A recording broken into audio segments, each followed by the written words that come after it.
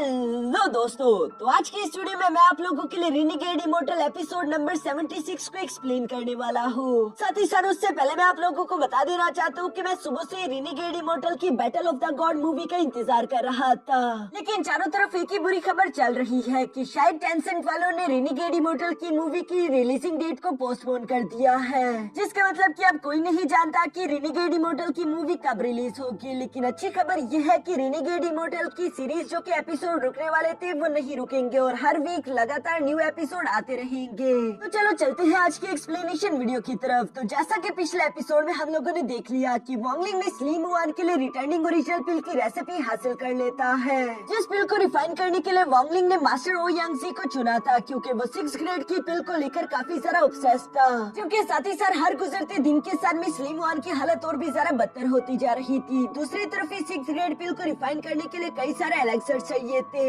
जिन्हें वॉन्गलिंग अलग अलग सेक्टर और कंट्रीज के साथ फाइट करते हुए मास्टर ओ यांगजी के लिए ले आता है।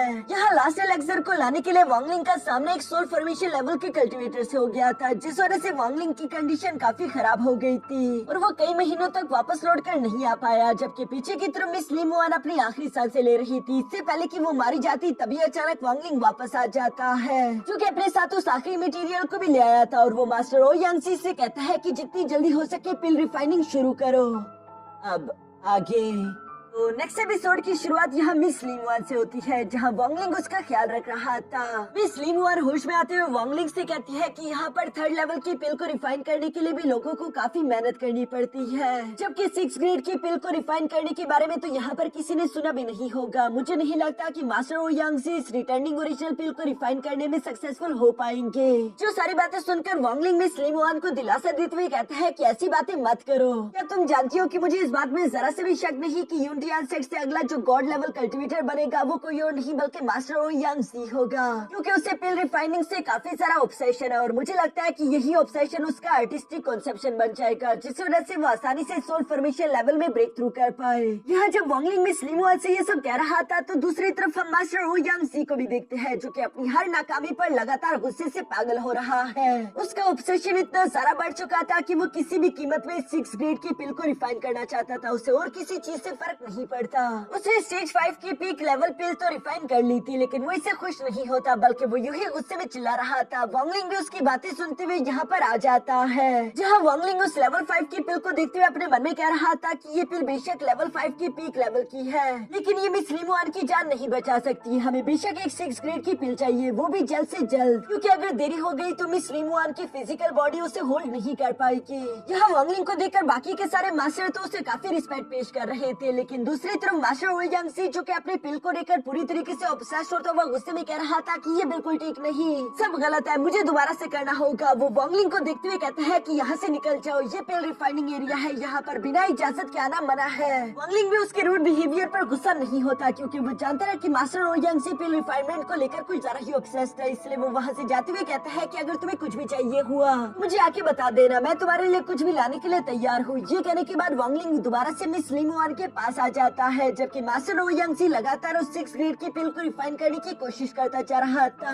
वॉन्गलिंग भी पीछे की तरफ मिस स्लिम वुआन का ख्याल रखते हुए उसकी तरफ देखते हुए कह रहा था कि मिस स्लिम वुआन की जिंदगी ऑलमोस्ट पूरी हो चुकी है। वो अब तक सिर्फ एलेक्सर्स का इस्तेमाल करते ही जिंदा रही। उसे सिर्फ बचाने का एक ही तरीका है और वो है उसे नेंसियन सोल लेवल में ब्रेक थ्रू कराने का, लेकिन ये काम हेवन के रास्ते के खिलाफ जाएगा, इसलिए मुझे लगता है कि हेवन जरूर बीच में इंटरफियर करेगा। और वॉन्गलिंग यहाँ पर हेवन के रास्ते के बारे में एक्सप्लेन करता है, जो कि एक ऐसा रास्ता है जो कि हेवन ने कई लोगों के लिए डिसाइड करा है। अगर कोई भी उस रास्ते से भटककर कुछ अलग करने की कोशिश करता है तो हेवन जरूर बीच में इंटरफियर करते उसे रोकेगा। जैसे कि जब वॉन्गलिंग फॉरबिडन फ्लैग को रिफाइन कर रहा था तो ये ट्रेजर इतना ज्यादा डेंजरस था कि हेवन ने वॉन्गलिंग को रोकने की कोशिश करी थी, जिसके लिए हेवन की तरफ से हेवनली कैटास्ट्रॉफी वहाँ पर समर हो गई थी और वो वॉन्गलिंग पर जाकर गिरने लगती है। वॉन्गलिंग ये सारी बातें याद करते हुए कह रहा था कि अगर मैं मिस स्लिम वुआन को इस तरह से नेंसियन सोल लेवल में ब्रेक थ्रू कराऊंगा, हालांकि उसके मरने का वक्त आ चुका है, तो ये हेवन के रास्ते के खिलाफ गायब जाएगा और जरूर हेवन इसके बीच में इंटरफियर करेगा, इसलिए ये काम काफी सारा डिफिकल्ट है। मुझे पहले से इसके लिए तैयारी करनी होगी। जो कहते हैं वॉन्गलिंग ने अपने स्पिरिचुअल ड्रैगन और साथ ही साथ बैन फॉर्मेशंस को कंबाइन करते वहाँ पर शील्ड्स बनाना शुरू कर दिए।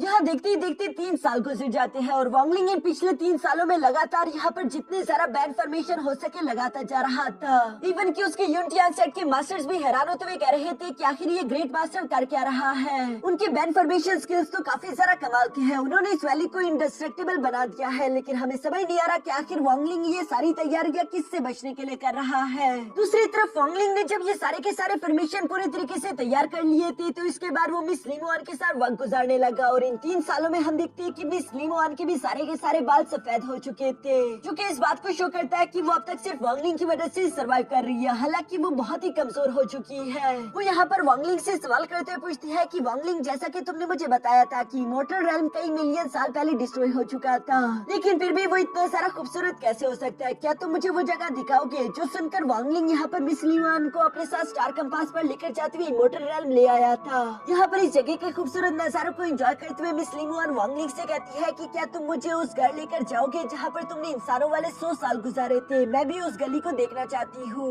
वॉन्गलिंग मिस लिमोआन की ये बातें सुनने के बाद उसे घर ले आया था जहाँ पर वॉन्गलिंग ने इंसान बनकर 100 साल गुजारे थे ताकि वो आर्टिस्टिक कॉन्सेप्शन को समझ सके। यहाँ मिस लिमोआन देखती है कि वॉन्गलिंग ने उन 100 सालों में मिस लिमोआन के कई सारे वुडन कार्व स्टेचूज बनाए थे। साथ ही साथ हम देखते हैं कि वॉन्गलिंग मिस लिमोआन को जाओ किंगडम में अपने बचपन के उसी घर ले आता है जहाँ पर वो अपने मॉम डैड के साथ रहा करता था। मिस लिमोआन को वॉन्गलिंग के साथ ये सफर और ये जगह एंजॉय करते हुए काफी अच्छा फील होता है, लेकिन इन सब के बाद हम देखते हैं कि वो लोग वापस से उसी वैली में आ गए जहाँ वॉन्गलिंग मिस लिमोआन को आराम करने के लिए सुला चुका था। लेकिन वो बाहर की तरफ आते हुए अपने मन में परेशान होते हुए कह रहा था कि हेवनली ट्राइबोल्यूशन काफी खतरनाक होता है। क्या हेवनली ट्राइबोल्यूशन को रोकने के लिए ये बैन फॉर्मेशन काफी होंगे या फिर हमें कोई दूसरा रास्ता भी ढूंढना होगा? वॉन्गलिंग की ये सारी बातें उसकी मेन बॉडी भी सुन रही थी, जो कि इस वक्त जाओ किंगडम के जमीन के नीचे मौजूद है। और अचानक ही हम देखते हैं कि मेन बॉडी ने अपनी आंखें ओपन कर ली थी।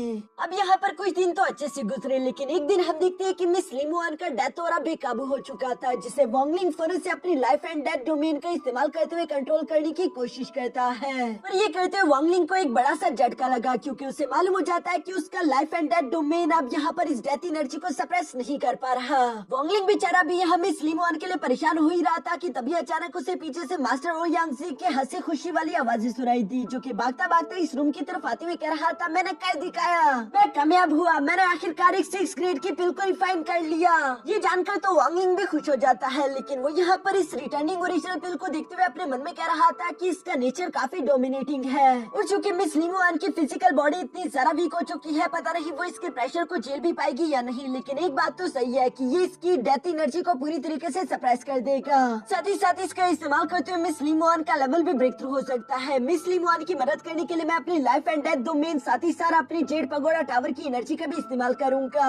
इन सब चीजों के बाद मुझे पूरा यकीन है कि हमें इतना टाइम मिल जाएगा कि हम मिस लिमोआन की नेंसियन सोल को बनाकर उसका लेवल ब्रेक थ्रू करा सके। जो सब सोचते हुए वॉन्गलिंग ने फौरन से वो रिटर्निंग ओरिजिनल पिल यहाँ मिस लिमोआन को खिला दी, जिसका असर होता हुआ दिखाई दे रहा था। ये देखकर वॉन्गलिंग खुश हो गया। साथ ही साथ हम देखते हैं कि उसने फौरन से अपनी लाइफ एंड डेथ डोमेन और साथ ही साथ जेड पगोड़ा टावर की पावर का इस्तेमाल करते हुए मिस लिमोआन की बॉडी में उसकी नेंसियन सोल बनाना शुरू कर दी थी, जो कि वॉन्गलिंग की थोड़ी देर की कोशिशों में ही बन जाती है। यहाँ पर मिस लिमोआन की नेंसियन सोल जैसी बनी, तभी अचानक हम देखते हैं कि वहाँ पर हेवनली कैटास्ट्रोफी समन होना शुरू हो गई, जिससे वॉन्गलिंग के बैन फॉर्मेशन रोकने की कोशिश कर रहे थे। यहाँ पर इस वजह से वॉन्गलिंग को भी तकलीफ हो रही थी, लेकिन वो लगातार मिस लिमोआन की मदद करता रहा और वॉन्गलिंग इस प्रोसेस में बिल्कुल भी फेल नहीं होना चाहता था। लेकिन दूसरी तरफ वो हेवनली कैटास्ट्रोफी इतनी ज्यादा खतरनाक थी कि कई सारे बैन फॉर्मेशन चकनाचूर हो गए। ये देखकर वॉन्गलिंग ने वहाँ पर जो अपने स्पिरिट ड्रैगन छुपाए हुए थे, वॉन्गलिंग उन्हें फौरन से बाहर निकालते उस हेवनली कैटास्ट्रोफी से जाकर टकरा देता है। यहाँ पर इन दोनों के टकराव की वजह से एक बहुत ही बड़े ब्लास्ट के साथ ये फर्स्ट हेवनली कैटास्ट्रोफी तो खत्म हो गई, लेकिन वॉन्गलिंग के बहुत सारे बैन फॉर्मेशन ऑलरेडी टूट चुके थे, जो देखकर वॉन्गलिंग परेशान होते हुए अपने मन में कह रहा था कि मैंने 3 साल लगाकर यहाँ पर कई दर्जनों बैन फॉर्मेशन लगाए, लेकिन वो पहले हेवनली कैटास्ट्रोफी के सामने भी नहीं टिक पाई। हेवनली कैटास्ट्रोफी तो वाकई में काफी डेंजरस है। तभी अचानक हम देखते हैं कि वैली पर एक सेकंड कैटास्ट्रोफी गिरने वाली थी, जिस हेवनली कैटास्ट्रोफी को ब्लॉक करने के लिए वॉन्गलिंग ने फौरन वहाँ पर एक बैरियर शील्ड एक्टिवेट कर ली। साथ ही साथ वॉन्गलिंग मिस लिमोआन के ब्रेक थ्रू प्रोसेस को और ज्यादा फास्ट अप कर देता है और लगातार कोशिशें करने के बाद आखिरकार हम देखते हैं कि वॉन्गलिंग मिस लिमोआन को नेंसियन सोल लेवल में ब्रेक थ्रू कराने में पूरी तरीके से कामयाब हो गया,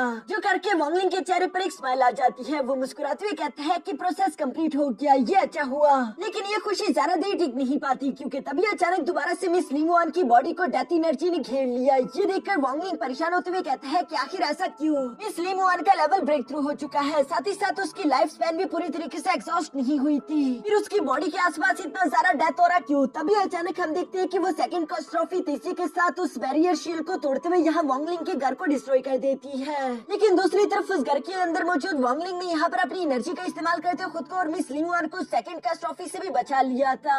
अब यहाँ इन लोगों पर हेवन की तरफ से थर्ड हेवनली कैटास्ट्रॉफी गिरने वाली थी। दूसरी तरफ वांगलिंग के मन में कई सारे सवाल चल रहे थे। अचानक ही उसे समझ आ गया कि हेवन ने पर्सनली मिस लिंगुआन को जान से मारकर उसकी सोल को यहाँ से लेकर जाने का फैसला किया है। जो सब अभी वांगलिंग सोच ही रहा था कि तभी अचानक आसमान से एक हैंड ऑफ हेवन तेजी के साथ इन लोगों की तरफ बढ़ने लगा और ये हैंड ऑफ हेवन इतना सारा पावरफुल था कि ये वांगलिंग की एनर्जी शील्ड को पूरी तरीके से चकनाचूर कर देता है, जिसके इफेक्ट के कारण वांगलिंग तो जख्मी होता हुआ उड़ता हुआ दूर जा गिरा। लेकिन वो फौरन खुद को संभालते हुए यहाँ मिस लिंगुआन को जमीन पर गिरने नहीं देता, बल्कि तेजी के साथ आगे की तरफ बढ़ते हुए मिस लिंगुआन को पकड़ लेता है। यहाँ इस लास्ट अटैक की वजह से वांगलिंग तो इंजर्ड हो चुका था, लेकिन दूसरी तरफ मिस लिंगुआन की हालत तो वांगलिंग से भी ज्यादा खराब थी। वो मरते हुए वांगलिंग से कहती है कि मैं अपने मौत को अब एक्सेप्ट कर लेना चाहती हूँ। वांगलिंग, मैं नहीं चाहती कि मेरी वजह से तुम भी पूरी तरीके से खत्म हो जाओ, वैसे भी शायद किस्मत नहीं चाहती कि हम दोनों एक दूसरे के साथ रहे। वांगलिंग की आंखों में ये सब सुनकर आंसू आ चुके थे। मिस लिंगुआन वांगलिंग से कहती है कि हेमन काफी ज्यादा ताकतवर है, हम लोग उसी हेमन के अंडर रहते हैं और उसके खिलाफ नहीं जा सकते। ये सब कहते हुए मिस लिंगुआन की आंखों से भी आंसू आ चुके थे। वो रोते हुए वांगलिंग से कहती है कि इस ब्रह्मांड और हेमन के खत्म होने के बाद जब चारों तरफ खामोशी हो जाएगी और कुछ भी बाकी नहीं रहेगा, तब भी वांगलिंग, मैं हमेशा तुम्हारा ही इंतजार करूंगी और मैं हमेशा तुम्हारी बनकर रहूंगी।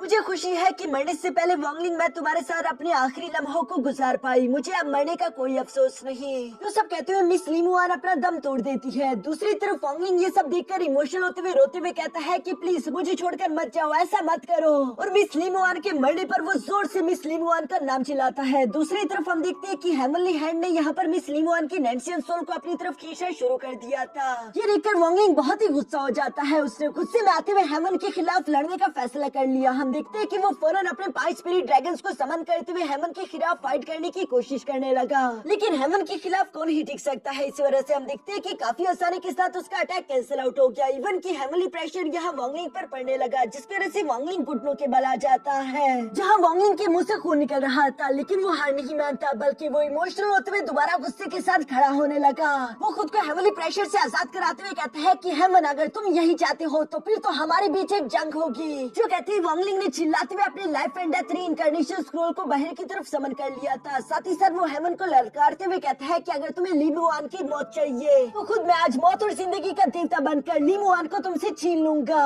जो कहते ही वांगलिंग ने तेजी के साथ अपने life and death reincarnation scroll को सामने की तरफ भेजते हुए मिस लिंगुआन की सोल को उसके अंदर एब्सॉर्ब कर लिया। और ये देखकर हेवन का वो गॉड जो कि मिस लिंगुआन की सोल को यहाँ से लेकर जाने के लिए आया था, वो बिल्कुल भी खुश नहीं होता और वो वांगलिंग पर एक ऐसा अटैक करता है जिसकी वजह से वांगलिंग की सोल उसकी बॉडी से कुछ लम्हों के लिए बाहर आ गई थी। दूसरी तरफ वांगलिंग अभी भी हार नहीं मानता, बल्कि वो सोल को वापस से अपनी बॉडी में लाते हुए तेजी के साथ अपने life and death reincarnation scroll को अपनी तरफ खींचने लगा। लेकिन हेवन ये काम आसान नहीं कर रहा था, बल्कि वो भी अपनी पूरी चाल लगा रहा था इस स्क्रोल को अपनी तरफ खींचने का।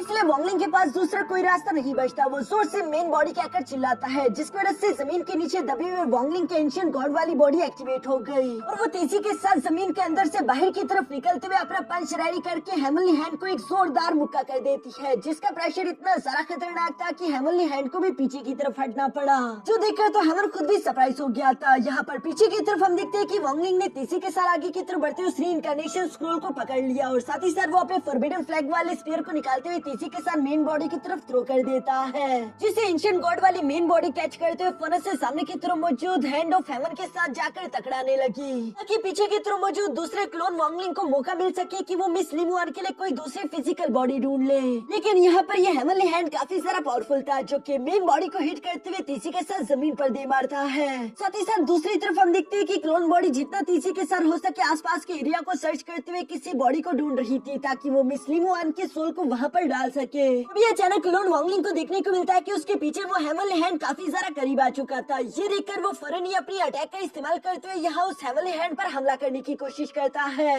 लेकिन इसका कोई फायदा नहीं हुआ। उल्टा वही इंजर्ड होता हुआ पीछे की तरफ घसीटा गया। इसलिए वांगलिंग तेजी के साथ दोबारा उड़ते हुए उससे दूर जाने की कोशिश करता है। यहाँ हवा में उड़ते हुए वांगलिंग की बॉडी से काफी खून बह रहा था। एक खून का खतरा तो यहाँ मिस लिमुआन की नैन्सियन सोल में भी चला गया, जिसकी वजह से उसे भी एहसास होता है कि वांगलिंग इस वक्त कितनी तकलीफ में था। लेकिन वांगलिंग को अपनी जान की कोई भी परवाह नहीं थी। वो किसी कीमत में भी बस मिस लिमुआन को बचाना चाहता था। जहाँ पर हम देखते हैं कि इससे पहले कि वो हेमली हैंड वांगलिंग को कैप्चर कर पाता, तब ये अचानक मेन बॉडी दोबारा से वहाँ पर पहुँच गई, जो कि पिछली बार से भी ज्यादा पावरफुल पंच को रेडी करते हुए सीधा यहाँ हेमली हैंड से जाकर टकरा गया। और ये अटैक इतना सारा पावरफुल था कि वो हेमली हैंड तो गायब हो जाता है। साथ ही साथ इतनी डेंजरस अटैक करने की वजह से एंशिएंट गॉड वाली मेन बॉडी को भी थोड़ी बहुत इंजरीज हो चुकी थी। लेकिन वो गुस्सा होते हुए आसमान की तरफ देखकर कहता है कि अगर आज के दिन तुम यहाँ पर हेमली लॉ को इम्पोज करने की कोशिश करोगे तो उसके लिए तुम्हें सबसे पहले मुझे डिस्ट्रॉय करना होगा, और ये काम बिल्कुल भी आसान नहीं होने वाला। मैं तुमसे वादा करता हूँ। जो कहती है एंशिएंट गॉड वाली मेन बॉडी ने फौरन से वहाँ पर अपनी स्पिरिट फॉर्म को समन कर लिया।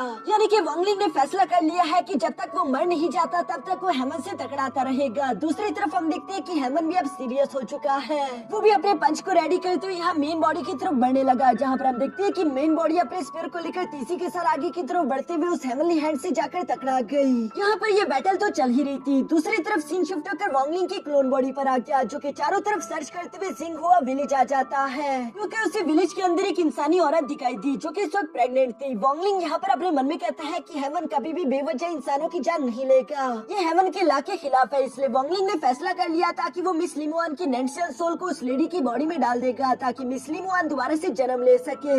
यहाँ ये सब सोचते हुए वांगलिंग अभी इमोशनल होकर ये करने ही वाला था, पर तभी अचानक उसकी मेन बॉडी उससे आकर टकरा गई, क्योंकि हेवन यहाँ मेन बॉडी पर भारी पड़ रहा था। ये देखकर वांगलिंग गुस्सा हो गया। उसे मिस लिमुआन के लिए थोड़ा सा और वक्त चाहिए था, इसलिए हम देखते हैं कि वो जितना तेजी से हो सके फौरन हवा में आते हुए अपने वुडन कार्व स्टैचूज को निकालकर हेवन के खिलाफ खड़ा हो गया। जो फॉर्मेशन यहाँ पर हेमली हैंड को ज्यादा देर नहीं रोक पाती, इसलिए हम देखते हैं कि वांगलिंग ने लाइफ एंड डेथ डोमेन की फुल पोटेंशियल का इस्तेमाल किया। वो कुछ देर के लिए हेमली हैंड को स्लो भी कर देता है, लेकिन दूसरी तरफ हेवन का गुस्सा लगातार बढ़ता ही जा रहा है। इसलिए हेवन ने अचानक से अपनी पावर और भी ज्यादा इंक्रीज कर दी और वांगलिंग के लाइफ एंड डेथ डोमेन को वो वहाँ पर ब्रेक कर देता है, जिसकी वजह से वांगलिंग इंजर्ड होता हुआ जमीन की तरफ जाकर गिरने लगा था। जो सीन काफी ज्यादा इमोशनल हो जाता है। ऐसा लग रहा था कि अब मिस लिमुआन को बचाने वाला कोई नहीं, पर तभी अचानक नीचे की तरफ मौजूद एंशिएंट गॉड वाली मेन बॉडी गुस्से में आ गई और वो बिजली की तेजी के साथ आसमान की तरफ जाने लगती है, जहाँ एक तरफ से वांगलिंग की क्लोन बॉडी नीचे की तरफ गिर रही थी और मेन बॉडी नीचे से ऊपर आ रही है। नॉर्मल इंसान तो ये सारा नजारा देखते हुए हैरान होकर कह रहे थे कि आखिर आसमान में ये सब चल क्या रहा है। ऐसा लग रहा है जैसे कि आसमान में एक साथ सूरज और चांद दोनों आ गए, पर असल में ये कोई सूरज और चांद नहीं, बल्कि एक तरफ वांगलिंग की मेन बॉडी और दूसरी तरफ क्लोन बॉडी थी, जो कि एक दूसरे के साथ मर्ज होने का प्रोसेस शुरू कर चुकी है। यह एक तरफ तो वांगलिंग की नॉर्मल क्लोन बॉडी गॉड थी और दूसरी तरफ एक ट्रू स्टार एंशिएंट गॉड था। इन दोनों की पावर कंबाइन होने की वजह से वांगलिंग काफी कूल बन गया। उसका ये न्यू लुक काफी ज्यादा कमाल का दिखाई देता है, जहाँ उसकी एक आंख में सूरज और दूसरी आंख में चांद दिखाई दे रहा था। साथ ही साथ हम देखते हैं कि उसने मिस लिमुआन की सोल को गॉड में पकड़ कर रखा हुआ है, जिससे वो इमोशनल होकर देखते हुए अचानक अपने बाहों से नीचे की तरफ गिराने लगा। और इस वक्त ये लोग उस हेमली हैंड के अंदर मौजूद थे और चूंकि इस मर्जेंस की वजह से वांगलिंग की पावर काफी सारा इंक्रीज हो चुकी थी, इसलिए वो अपने फुल स्ट्रेंथ का इस्तेमाल करते हुए उस हेमली हैंड को खोलने लगा। जहाँ वांगलिंग उस हेमली हैंड पर ऊपर की तरफ इतना ज्यादा प्रेशर लगाता है कि वो अचानक ओपन हो गया और मिस लिमुआन की नैन्सियन सोल धीरे धीरे करके नीचे की तरफ जाने लगी। साथ ही साथ वांगलिंग जोर से चिल्लाते हुए कह रहा था कि अगर तुम लिमुआन की सोल को खत्म करना चाहते हो तो उसके लिए तुम्हें वांगलिंग से गुजर कर जाना होगा और वांगलिंग तुम्हें इस चीज की कभी इजाजत नहीं देगा। यहाँ वांगलिंग ने उस हेमली हैंड के अंदर से मिस लिमुआन की नैन्सियन सोल को तो आजाद करा दिया था, लेकिन तभी अचानक हम देखते हैं कि वो हेमली हैंड एक हेमली थंडर का इस्तेमाल करते हुए वांगलिंग पर हमला कर चुका, जिस अटैक से वांगलिंग टकराते हुए साइड पर जा गिरा। और साथ ही साथ वांगलिंग देखता है कि वो हेमली थंडर अटैक सीधा सीधा मिस लिमुआन की नैन्सियन सोल की तरफ भी बढ़ रहा है। यानी कि हेमन सोच रहा था कि अगर वो मिस लिमुआन की नैन्सियन सोल को यहाँ से लेकर नहीं जा सकता तो क्यों न उसे डिस्ट्रॉय कर दिया जाए। लेकिन ये देखकर वांगलिंग जितना तेजी से हो सके मूव करते हुए फौरन से मिस लिमुआन और उस हेमली थंडर के बीच में आ गया, जहाँ पर वो उस थंडर को अपनी बॉडी पर झेलते हुए मिस लिमुआन को बचाने की कोशिश करता है। एक तो वांगलिंग उस हेमली थंडर की वजह से काफी ज्यादा तकलीफ में था, लेकिन फिर भी वो इस तकलीफ को बर्दाश्त करते हुए धीरे धीरे से मिस लिमुआन को उस प्रेग्नेंट लेडी की तरफ भेज रहा था। तभी अचानक हम देखते हैं कि एक सेकंड हेमली थंडर मिस लिमुआन की बॉडी की तरफ बढ़ने लगा। ये देखकर वांगलिंग को अपनी सेकंड हैंड की पावर का इस्तेमाल करते हुए मिस लिमुआन की सोल के आसपास एक बैरियर शील्ड क्रिएट करना पड़ा। यहाँ वांगलिंग को दो हेमली कैटास्ट्रोफी का एक साथ सामना करना पड़ता है, जो काम था तो पूरी तरीके से इम्पॉसिबल, लेकिन वांगलिंग कैसे तैसे इन सारी तकलीफों को झेलते हुए मिस लिमुआन की नैन्सियन सोल को धीरे धीरे उस प्रेग्नेंट लेडी की बॉडी में डाल देता है। और ये काम जैसे ही कंप्लीट हुआ तभी अचानक हम देखते हैं कि वो हेमली हैंड वहीं पर रुक गया। अब वो अटैक करना बंद कर देता है क्योंकि वो इंसानों को चोट नहीं पहुंचाना चाहता। वांगलिंग भी ये देखकर खुश हो गया। साथ ही साथ वो आसमान की तरफ देखते हुए कहता है कि मैं जानता हूँ कि मैंने हेवन के खिलाफ जाकर मिस लिमुआन की लाइफ स्पैन को इंक्रीज किया है